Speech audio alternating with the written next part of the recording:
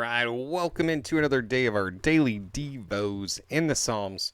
Pastor Rick here, and we are jumping in today to Psalm 104, graduated yet to another Psalm, and so give yourself a much-deserved pat on the back as we continue to make progress through the book of Psalms, and we are just making great progress, but more than just the progress, I'm hoping that the words and the themes that are coming through in all of these psalms are beginning to sink into your heart and your spirit, like becoming a kind of second nature reflex kind of thing going on, so that in the midst of challenging stuff, that your knee-jerk reaction, your second nature response, would be one of hope and trust and confidence and faith in God, that we don't have to be kind of derailed by the challenges that come our way, but that our heart initial response would be to be like, wow, my soul bless the Lord. God, you are great. You are very great. You are the King of Kings and the Lord of Lords. So hopefully that is happening with you as we continue to journey through the Psalms. Psalm 104, again, a little bit of a long one, so I just made the executive decision. We're going to go to verse 23 today, and then we'll cover the rest of it tomorrow. So 104 will take us 2 days, but it just seems worth the time, you know what I'm saying? And we're in no hurry. I'm not going anywhere. Are you going anywhere? Speaking of going anywhere, if you could like and subscribe and comment, all like the liking and the commenting helps the YouTube algorithms so that the video gets to be presented to more people. And we just love more people to have the stuff that we just talked about, to be encouraged, to be strengthened, to have their second nature, their first response to challenges to look to God, to have faith in God and confidence in Him. So if you could help me out like that, that would be awesome. Just like the video, comment on the video. Let's have a little fun. Let's build a little community while we're at it. Never hurt anybody, right? And so got my hat on tonight. I may or may not have gotten this from Temu. So it was kind of cool. It actually worked out pretty good. It's always, I definitely bought a hat off of Temu that didn't work so well. It wasn't a very good hat. So it looked cooler in the picture than it did in real life. I know that's probably never happened to you. I'm here to be a warning. You're welcome. The School of Hard Knocks has taught me a thing or two, but this hat worked out pretty good. So, all right. So let's jump on in to Psalm 104, part 1. My soul bless the Lord. My soul bless the Lord. Again, this is Psalm 104 actually is basically a continuation of Psalm 103 in a lot of ways, and so they're kind of like parallels. They just continue on in this same journey. Lord my God, you are very great. You are clothed with majesty and splendor. He wraps himself in light as if it were a robe, spreading out the sky like a canopy, laying the beams of his palace on the waters above, making the clouds his chariot, walking on the wings of the wind, and making the winds his messengers, flames of fire his servants. I mean, if there's one thing that you get from here, is that God is, wow. God is big. God is great. Just like this, you are very great. And clothed with majesty and splendor. These are words associated with kingship. So really, if you think he's the creator, he's very great, he is the king. I mean, what came to their minds when they were thinking about the king? They were thinking about complete submission, complete surrender, complete servitude, essentially, to the king, because he was the king. And so I think it's important for us to recognize that language. He's not just your savior, but he's your Lord. And he gets to be the boss. He gets to tell us what to do. And he can be trusted because of all of these other things being true of him.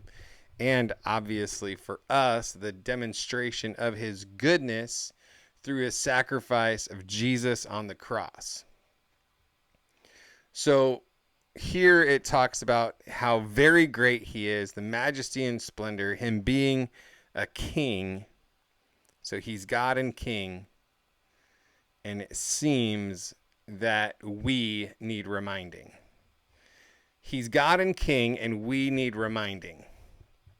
Because for whatever reason, it's so easy to forget. It's so easy to lose sight of what it means. Let's continue to read here all the things that it says about God. He established the earth on its foundations. It will never be shaken. You covered it with the deep as if it were a garment. The water stood above the mountains. At your rebuke, the water fled. At his very words, he rebuked the water. I mean, man, I can rebuke, like if my kids are not doing what they're supposed to be doing, I can rebuke, I can correct my kids and they might still not listen. And they're like intelligent human beings that generally care about what I have to say, right? But we're talking about water. And God can just rebuke the water and it flees. It goes exactly where he tells it to go. At the sound of your thunder, they hurried away. Mountains rose and valleys sank to the place to the place you established for them. Like you could just kind of skip by some of this, but mountains rose and valleys sank to the place you established for them. Okay, that's Mr. Bossy Pants right there. Like he's the boss of all the bosses. Tell water to where to go. You can raise up mountains and cause valleys to sink. You set a boundary they cannot cross, and they have to do what you say. They can't go any other way. They can't go a little higher than you say. They can't go lower than you say. You set a boundary they cannot cross, and they will never cover the earth again. Speaking of the waters, he causes the springs to gush into the valleys. They flow between the mountains.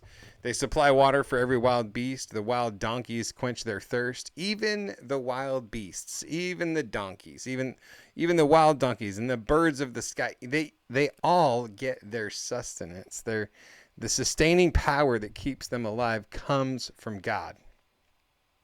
Everything around you flows from his throne. The birds of the sky live beside the springs. They make their voices heard among the foliage. He waters the mountains from his palace. The earth is satisfied by the fruit of your labor.